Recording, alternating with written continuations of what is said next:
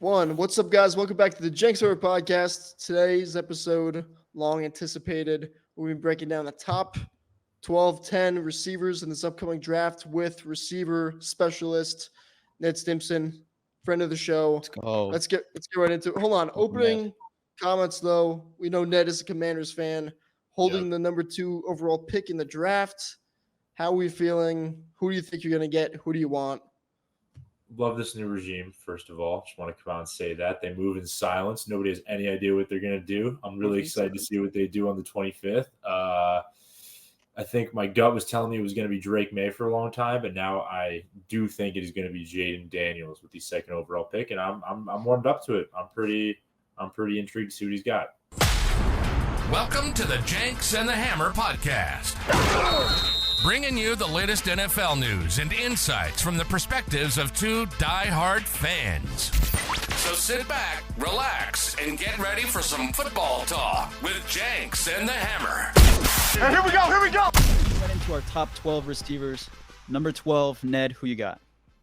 We have Jalen Polk, man. I think he did an awesome job at Washington this year. I think he has great body control. I think he has really good speed.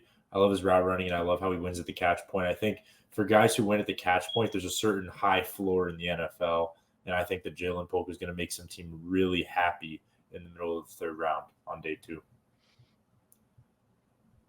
Yeah, third round. I mean, it's kind of like a lot of these guys. Like I could see him going round 1, round 2. Like it just kind of depends. Round 2, on the run. Like if there's a run at receivers, teams might start going a lot quicker. My number 12 is Corley. I'm a big fan. Malachi Corley.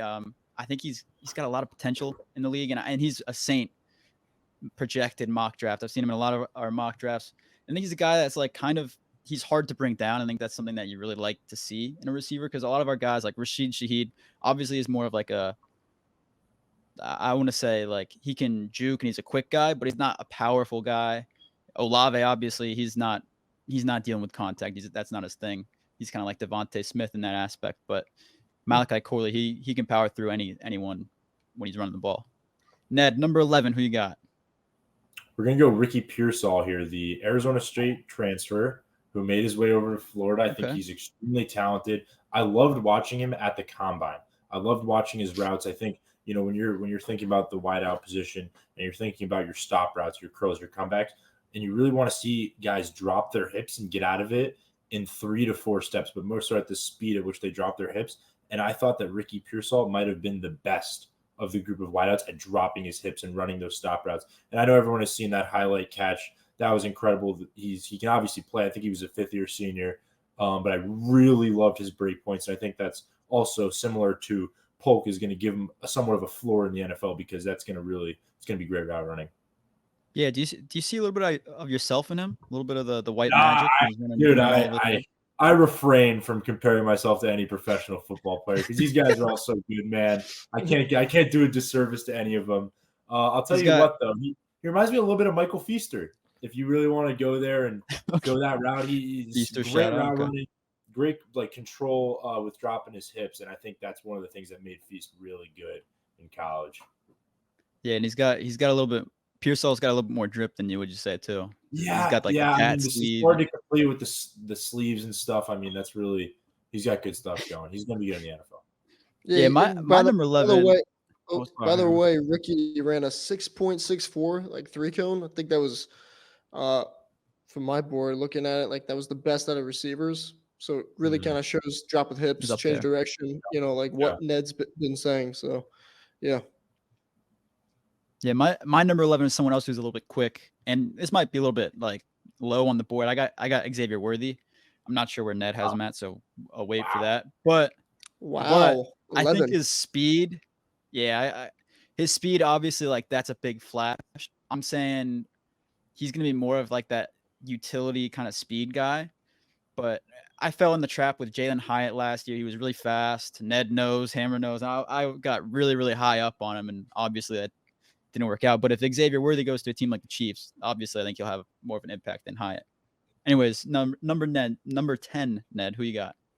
Yeah, so we're going to talk about a guy who you actually just talked about, Malachi Corley, over here at number 10. And I think Malachi Corley is number 10 because I think he really fits in the modern day NFL offensive scheme. Mhm. I think if maybe we're throwing it back 5, even 10 years, you could have a much tougher fit for him. I think his transition to the like pros would be a lot tougher. I think guys like Deebo Samuel have really like carved the way for sort of a player like Corley. I think he's really, as you touched on already, he's really hard to bring down. He's really like stocky. I think he's measured at like 6 foot 210. So the measurables are there. I think one of the things for me personally, as also like an evaluator, is I go back and I watch guys like Laviska Shenault, who I really thought was really similar to Deebo when he was coming out, but he didn't pan out in the NFL. Yeah. And I went back and I watched Laviska Shenault after watching Malachi Corley, and then went back and watched Malachi Corley again. And I thought that he was just so good through contact. I loved his one-on-ones at the Senior Bowl too. He ran really good routes. He had really tough hands. I think that like one of the best things I look for in a receiver when they're catching the ball, are they taking a picture of the ball with their hands? And Corley does that really well. I think he's going to be a stud in the NFL. I think he could be very similar to Deebo over in San Fran. Yeah, and I'm glad you actually brought up Laviska because he was a guy that started rising up draft boards like really late. I remember like before the draft, like he was really late, and that's what we're seeing with Corley as well. I see him kind of moving up these draft boards, especially after the Senior Bowl, and I love his film. So I'm glad you brought him up. My number 10, I don't even remember number 10 was very forgettable for me. Number 10. This is gonna be tough, but I got Troy Franklin. I'm not a huge fan of him, and he's definitely a little bit lower. He's a little bit lower on my list than a lot of people are gonna have him. Obviously, he's like 6'2" and ran the 4.4, so that's a little bit better than a lot of guys in this class. But he's not anything crazy to me. And the guys that I have up higher, I think have more potential, and I think I could see them doing a little bit better in the league for sure. So number 9, Ted. Number 9, Ned. I keep on flipping around. Yeah. All you. You're all good. And just to talk about Troy Franklin for a little bit, he's not even on my list. I think he might be like 14th or 15th. And I think he's a linear mover. He moves linearly. Mm-hmm. I don't really love his like stop start ability. And 2, I think he weighed in at the combine at like 176 pounds. Yeah, 176. Let me check. You're talking about real Ned Stimpson dimensions there. And I'm not going to the NFL this year. But But let me skilled.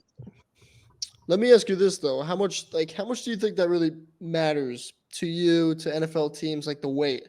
Because you put someone on a program for a couple months, he's gonna put on weight. Like it's nothing crazy. Yeah. I mean, is it gonna affect his play that much if he puts on 8 pounds? 10 pounds. I think for Troy Franklin, it's tough because he is a track guy with a track background. And I think that definitely gives you like a much slighter frame. And if you gain weight, it can really affect that. I mean, like if you're talking lateral agility, I think that can kind of like withstand you gaining weight without like deteriorating at all. But I think if you're talking like straight line linear speed, like that's someone who I really think is very similar to like Jalen Hyatt last year is like Troy Franklin. I think they're like super similar. I think Franklin's like a little bit taller, but it's good. It's similar build. And I think you're talking about these other guys, some of which are like huge. Like I'm going to talk about Xavier Legette later, but he's 6'1". Oh, don't get me started on him. 30 pounds. He's awesome. 50 more pounds than Troy Franklin. So at that point, when you talk about that disparity, the ability to take hits, et cetera, to actually be better than the guy who's 50 pounds heavier than you and is about the same speed as you, you have to be so much more skilled. You have to be like a Devontae Smith level of skill. And Devontae Smith's one of the most skilled receivers in the NFL. And that's he won the Heisman for a reason, and he still had doubt because of his weight. Like this guy didn't even win the Heisman. He's so low, and he's not getting it. Like I just think it's a big factor for sure. So then getting into my number 9. Speaking of guys who are slighter frame. Oh, sorry, please. No, I was going to say, this is interesting, right? Grayson's got this guy at 10. Ned doesn't even have him on the list, and like Troy Franklin, a lot of guys have him as like a, round 1 guy to like Kansas City. So, interesting. Yeah. So next I want to talk about the guy who I think is going to go to Kansas City in the first round.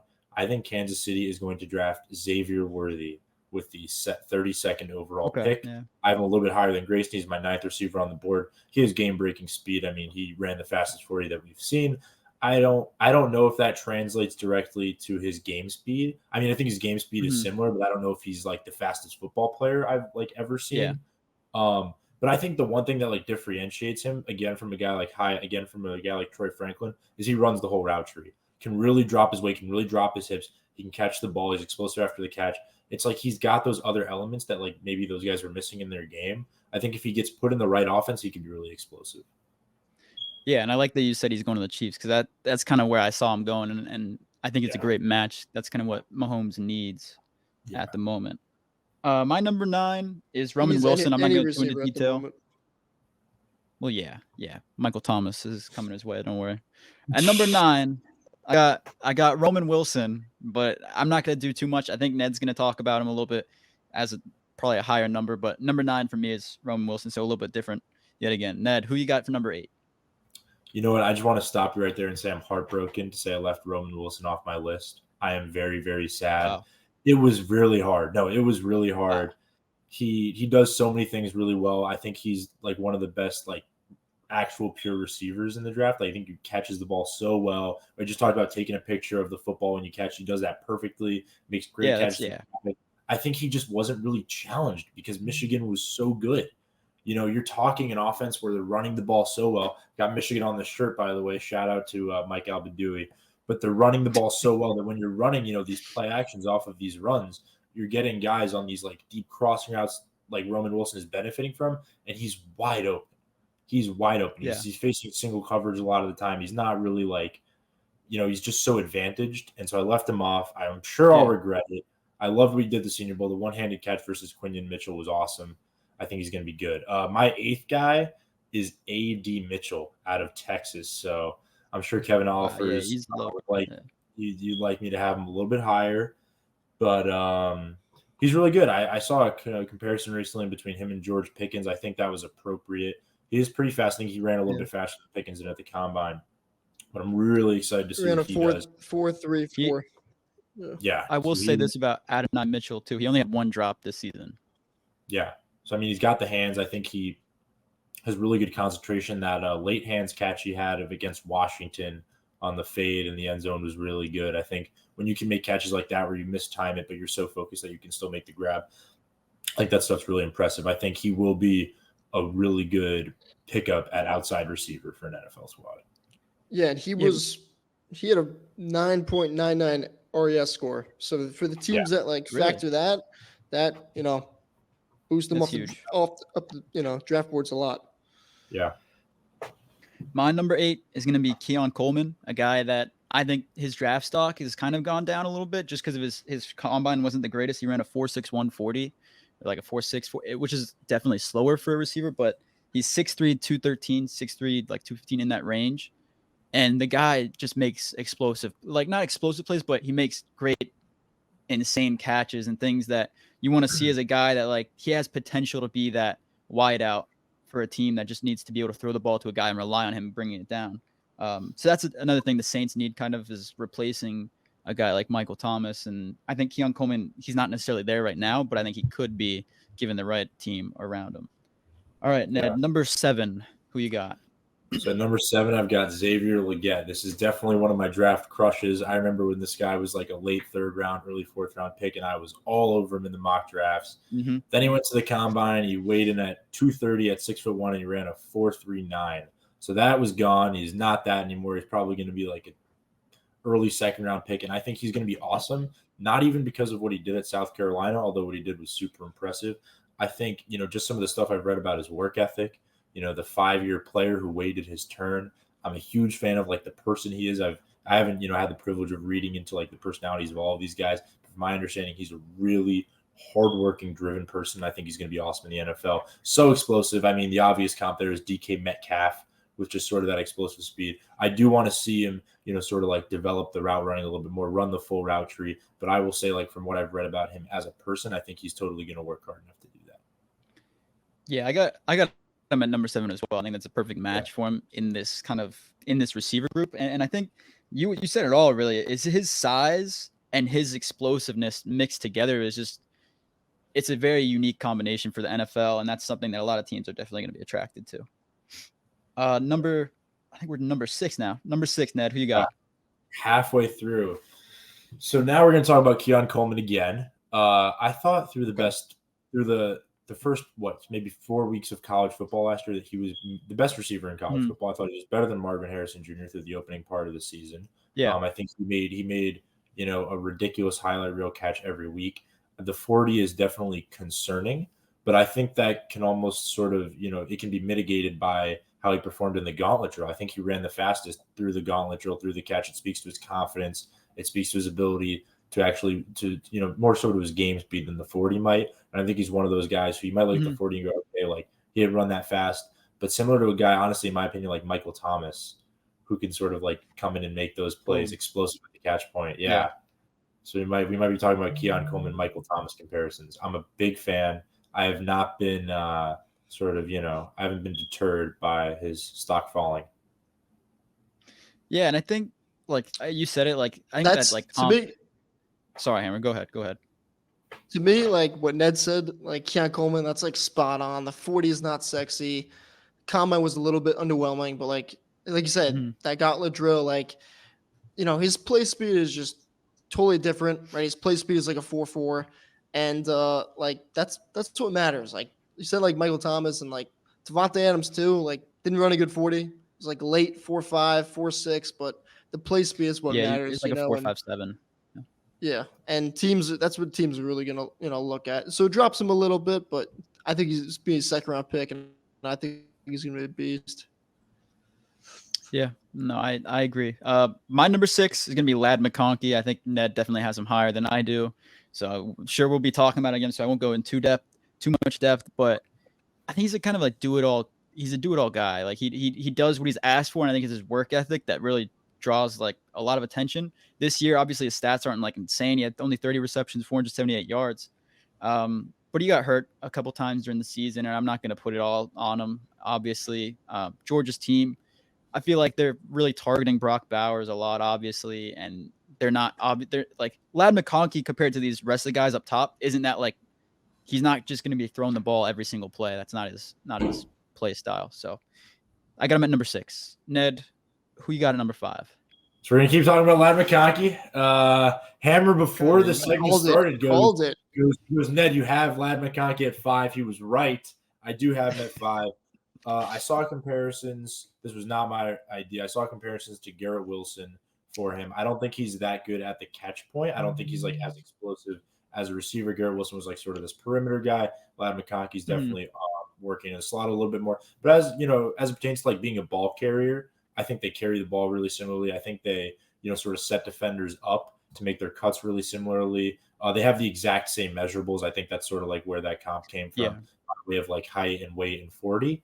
And I think they move really similarly with the ball in their hands. I think Lad McConkey is an excellent route runner. I think he has an amazing understanding of getting open. I think maybe the one thing that I am a little bit concerned about, and you kind of highlighted this already, is like how good that Georgia team was, where they were like throwing to Brock Bowers. And there's so many people to worry about that, Lad McConkey might have been getting kind of lost in there. And additionally, he was hurt this year. He didn't, have the most productive year, but I think he is going to be an excellent NFL wideout. I think that's when you get into the NFL, your physical attributes can carry you far. I think if you are an absolute, 1 in a million sort of athlete, your physical attributes can make you a difference maker in the NFL, but it's going to be like it's going to be your skill. It's going to be your route running. It's going to be your understanding of defense. I think Lad McConkey's there.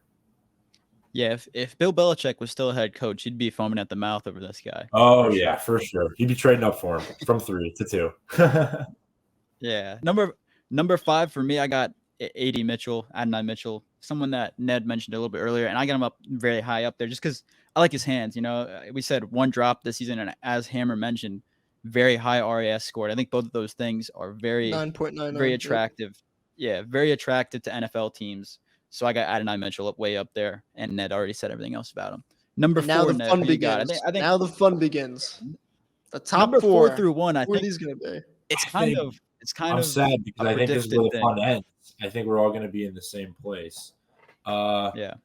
I kind of wish I could throw a curveball here at you guys. Although, honestly, this might be a bit of a curveball. I have Odunze at number 4. I think a lot of people have him at number 3. I have I know 4. I know who 3 is. That is curve. That is a curveball. Yeah. So, you do know who 3 is. I mean, you also know who 2 is, and you also know who 1 is. But I think Rome's going to be a really good NFL wideout. I really love the film he put on watching. He's a big, strong receiver.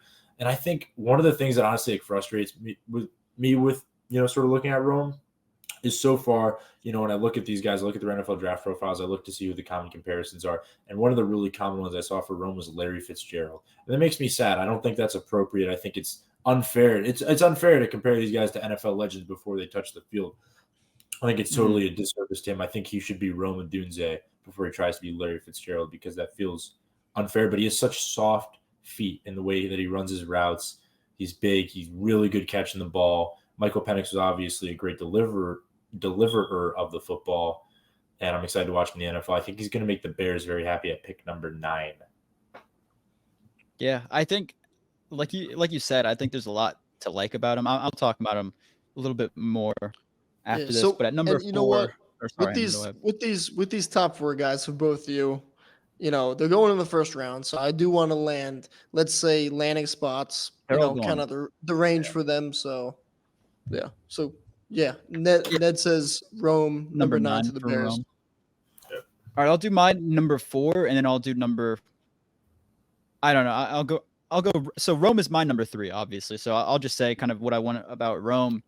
I think he's better in the contested catch almost than he is in open catch, which is something that is very, very interesting. As an NFL scout, you kind of got to take that into mind. But at 6'3", 212, what's not to like is a guy that. I think he ran a 4.45 42. It's just ridiculous. And I think he had almost 1,700 yards last year on 90 receptions. So a guy, Michael Penix, obviously, Ned nailed that on the head. He's a great quarterback.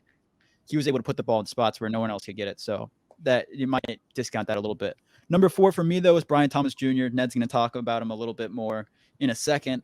4.3, 340, 17 touchdowns last year on a team that also had another great receiver, which I think possibly helped him out a little bit. So that's kind of why I don't think he's as high as obviously the top other guys on this list. But I like him a lot. I think he's just so explosive. He's 6'3", and that speed, that's going to be dangerous. But it almost gets to Quentin Johnston kind of height. Cough. Sounds like another receiver, familiar. Has the G on the helmet. That's my comp.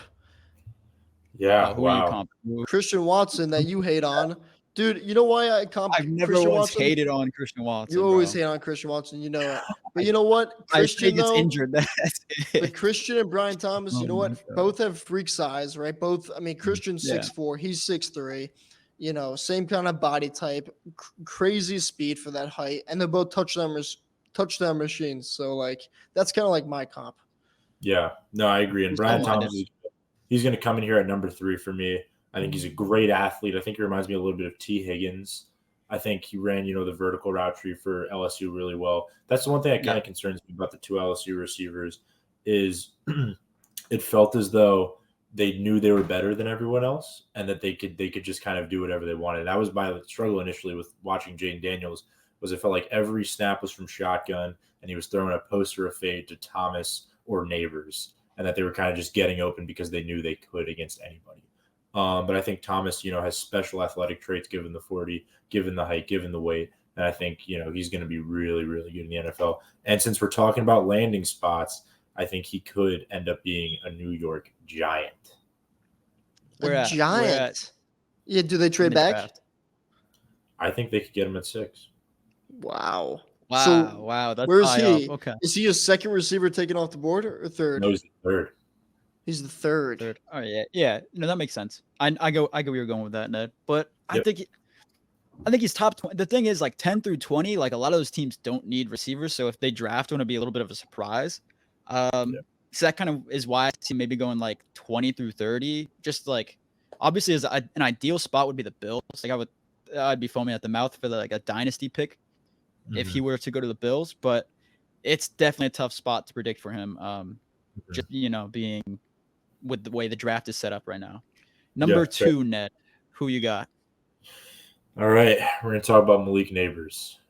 Special player. Really good football player. Reminds me of, we were just talking about Bengals receiver. Reminds me of another Bengals receiver who just attended LSU a couple of years ago. And I think one of the things that's tough is you look and you go, all right, you struggle where you're like, all right, well, who's this remind me of? Who went to this school? Who kind of plays similarly? Who's kind of the same size? And, the name that comes to mind is Jamar Chase. And I think it's really due to his acceleration in the open field when he gets the ball. I think there's very few guys in the NFL who just accelerate so much after the catch that they almost look like a different player. And I think Nabers has that same trait that Jamar Chase has, and it really reminds me of him. Also, the ability to win on the post and fades was really impressive for him. I think he's going to be awesome, and I think he's going to be a top 5 pick. Yeah, I gotta agree here. I was honestly debating putting Nabers above Marvin Harrison Jr. Like, it was a tough decision because I think there's a few things here that, like, you could obviously be like, hey, that's worthy of going above Marvin Harrison Jr. or Marvin Harrison Jr. Oh my God. But I think Nabers, his numbers speak for himself. He had 89 receptions, 1,500 yards, 14 touchdowns. And the great thing about him is he had an even split between inside and outside. He ran slot and outside, both almost evenly in snaps. It was like 50% almost exactly. So that's another great thing for him. And I think a lot of NFL teams are going to take that into note. But I think he goes to the Chargers at number 5 to give Justin Herbert a new weapon after losing both of his main targets from the past few seasons. Jeez, I wonder what your mock drafts look like, both of you. You don't got the Vikings traded into the top 5? Interesting. Interesting. I don't think they need to trade in the top 5. I don't see that happening. Anyways, Ned, number 1. We all know who it is, but tell us about him. All right. So I was just looking on the internet a little bit. I was looking at some of the best wide receiver prospects over the years, see where I think he fits in. And after some review, I think that Marvin Harrison Jr. is the best wide receiver prospect since Calvin Johnson to come to the NFL. Holy shit. Okay. Let's calm down, Ned. Let's calm down. I think he's the best since Calvin Johnson. I didn't say that I think he's as good as Calvin Johnson, but I think that's 2007. So you're talking now, 17. Are you basing that purely off of skill, or is there like a little bit of hype involved as well? I think some of it's hype. I think some of it's pedigree as well, with his father being, is Marvin Harrison Jr. in the Hall of Fame? I actually can't remember, but Marvin Harrison, I believe so. He is in the Hall of Fame. His father's a Hall of Fame receiver. It almost seemed as though from when he got to campus that he was going to be a top 5 pick. The second he played, when all of those guys sat out for the bowl game the year before he emerged, I believe it was not this year, not last year, the 2021 season, it seemed as though he was going to be a top 5 draft pick. And I think when you think of all these other guys, Nabers, Thomas, Rome, Lad McConkey, even Keon Coleman, Xavier Legette to an extent, they all had pretty good quarterback talent. And I want you to think about where those quarterbacks... Ohio State's was awful, yeah. I want you to think about where those quarterbacks stack up with what Marvin Harrison Jr. is playing with. I couldn't even name who's their quarterback. Do you know? I couldn't name off the top of my head. Kyle McCord. Okay, yeah. That means nothing to me. But I could name all the other quarterbacks. Yeah. Kyle McCord, who I don't think was really special in any ways at Syracuse. Now I don't know that he'll be picked before day 3 next year, maybe if he has a really good year. And I think that like all the things we saw Marvin Harrison Jr. from a body control standpoint, from a catching the football standpoint, from an attention standpoint, from going this whole year where everyone knew who he was every single game. He was constantly drawing attention, and his ability to handle that, it seems as though he has already been prepared to be an NFL superstar, and that it is just a matter of time until he gets better quarterback play, that he transcends what we've seen from the position in the last 15 years. His pro comparison for me is Justin Jefferson. I know we were saying it's unfair to compare these guys to NFL legends. I mean, Justin Jefferson's not really an NFL legend yet, but I think it's completely a fair comparison for him. I think he could be Justin Jefferson. I think he could even be better than Justin Jefferson. I think he's that good. I'll say I was surprised you said that he's the best prospect since Calvin Johnson. I know. I want to go back to that. I want to go back to that. No, Justin Jefferson wasn't that. No, definitely better. Well, Justin Jefferson wasn't that good as a prospect. As a prospect, no. As a prospect, okay. As an OU, as a prospect, no. As an OU fan, dude, as soon as we played LSU in that bowl game, I knew Justin Jefferson was gonna. I guess like as rankings, like as a prospect, sure, but like as soon as I saw Justin Jefferson like manhandle us in whatever semifinal game it was, I knew he was gonna be like godly in the NFL. But the only guys that I could put in that tier, like for about? prospects, like, I mean, I think you could argue like maybe a Jamar Chase. I think you could say. I mean, would you say Julio, AJ Green in 2011? Like they were up there, those are right? the guys I was thinking were sort of contesting him. Although honestly, Jamar Chase is a good one too. Julio, yeah, because the trade for Julio was ridiculous. Because Jamar was trade like, that the Falcons I made. mean, everyone knew Jamar was like, I don't know, he was the dude. Like, I don't know. That's tough. That's Yeah, there are people saying that Marvin Harrison Jr. should be taken first overall, though. If you were to think about it like this, positional value aside, so you're not thinking quarterbacks are way more important. Who's the best player in the draft? But yeah, one of the receivers. I mean, I've seen people put like Rome Odunze number 2 on their like big board behind Caleb Williams. No, God no. I think, but here's also the thing to note, and I'm glad you brought it up, Ned. Like all the attention was on Marvin Harrison Jr. every play because he didn't have a number 2 guy that was dominant like Malik Nabers had. I think that's something that's very important to take into note is like Malik Nabers, he had Brian Thomas Jr. across from him, and that's kind of why I didn't put Malik Nabers above him.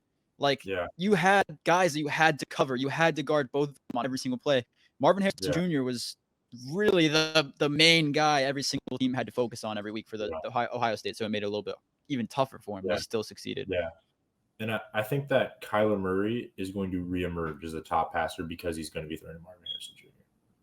I genuinely think that. I think the Cardinals have to go him, right? Like there was a point in time where I don't think they trade back, right? It's a lock. There was a point in time where I felt the Commanders should keep Sam Howell and draft Marvin Harrison Jr. He's that good.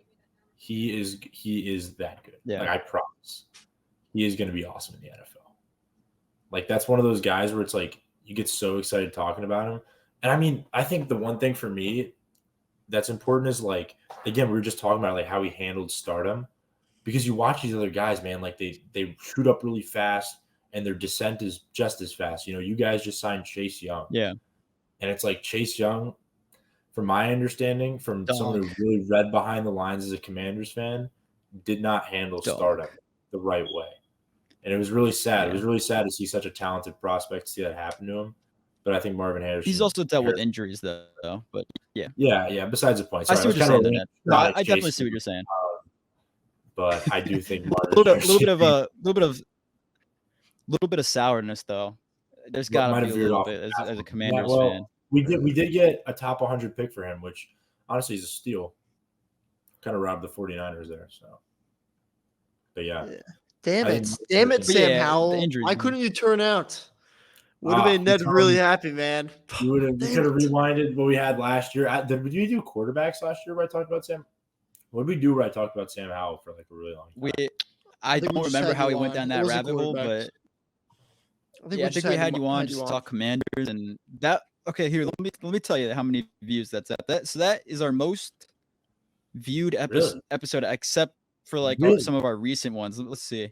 Okay. Let me go back to it. It's up there. It's got to be. It might be 300. No, I didn't. It's at number 2, 210 views. So second most viewed video, and it's because of you, Ned, talking about Sam. There was a time there where I thought I was right during this past season. Oh, there's a time where I thought I'd really hit a home run there. There's a couple pictures, Ned, of you freaking out after a pick from Sam Howell. So yeah, no, I know what you're talking about. Yeah, man. Definitely. I mean, the offensive line though hurt him a lot. Maybe that's my really bad take that you can thumbnail me for. I still think he can be good in the NFL. I think he could supplant Geno Smith should Geno Smith get hurt. Yeah. Oh yeah. That was taken at Michigan. That was you know what? I honestly though, I thought Sam showed something this past season. Like he did. He didn't.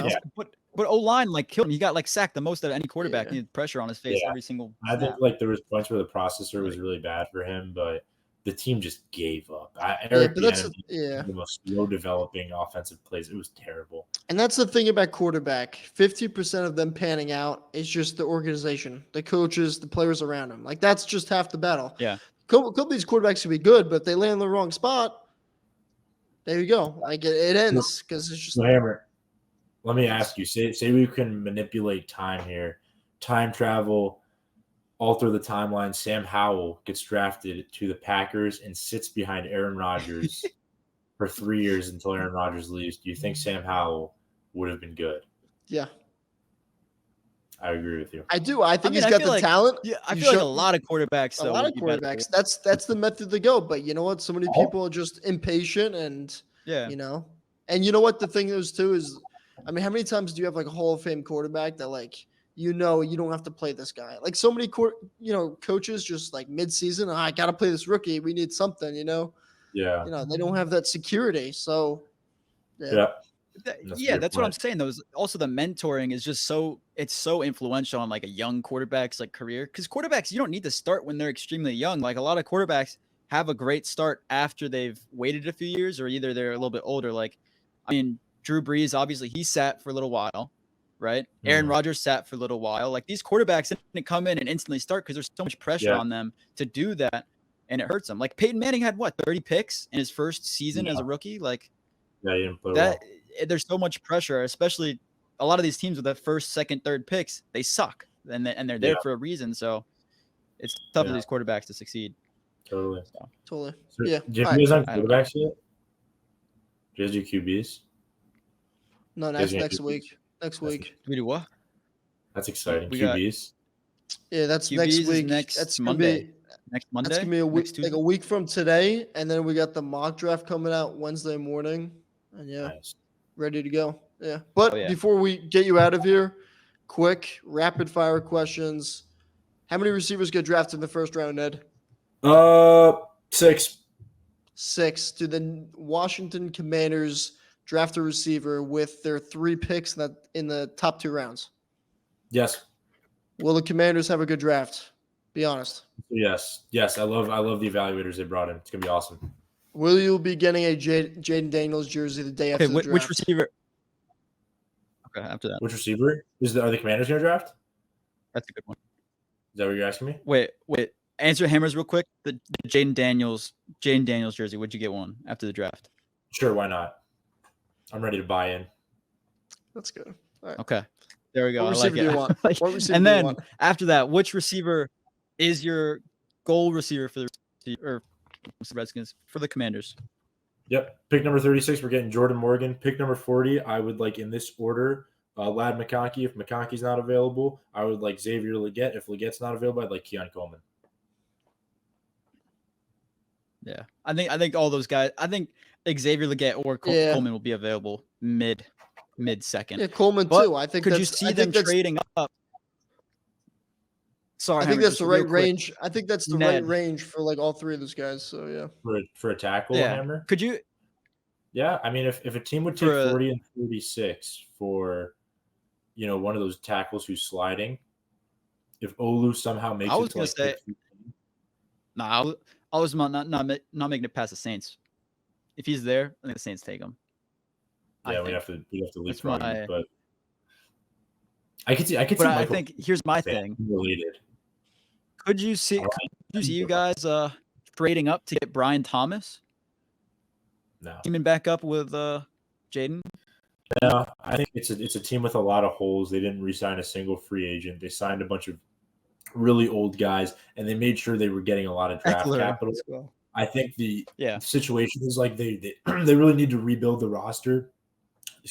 Through the best player available. I think the only sort of position sliding that can intrigue them to trade up is going to be tackle, because like finding your cornerstone left tackle is obviously a big deal. They've already got wideouts. They've got Terry. They've got Dotson. I don't think they would trade back up for sort of a luxury wideout. Yeah. No, I agree. I think a tackle would be huge for you guys, especially like I said, like he's young. Yeah, these young quarterbacks, like especially like with bad time, like no time in the pocket, like they're set up for failure. So Jaden Daniels, obviously, a tackle would be awesome for you guys. Yeah. Oh, I'm blanking. I was gonna ask Ned one more question. Totally blanked. Damn it, Hammer! God, it's past your bedtime. That's why. It was a good one too. I know. I'm getting. Yeah, it's late there. It's 11:15. I'm fucking tired. Sleepy John. All right, last one. What are you gonna do? Where will you be the night of the draft? What are you eating? There was a point in time where I was considering going to Detroit. I'll probably be in my room watching it, phone off, Twitter off, locked in to the draft. I like hearing the pick from the draft. If we do a Zoom, we did a Zoom last year. If we do another Zoom, I'm going to get off the Zoom for the pick. But there was going to be a point where my buddy Jack and I were going to go. He's a Bears fan. We're going to see the number 1 and number 2 picks. But he can't take the time off work. So what can you do? Damn it, Jack. Yeah, Bears fan figures. Not reliable. Where's Jack at? Where's he living right now? Is he in Chicago? He was in Jersey. He was gonna take a flight. Okay, yeah. He's in okay. Jersey. He's gonna fly over. Okay, I was about to say. I was like, gotcha. No, I think that would be an awesome experience for you guys. But the Zoom will probably be back.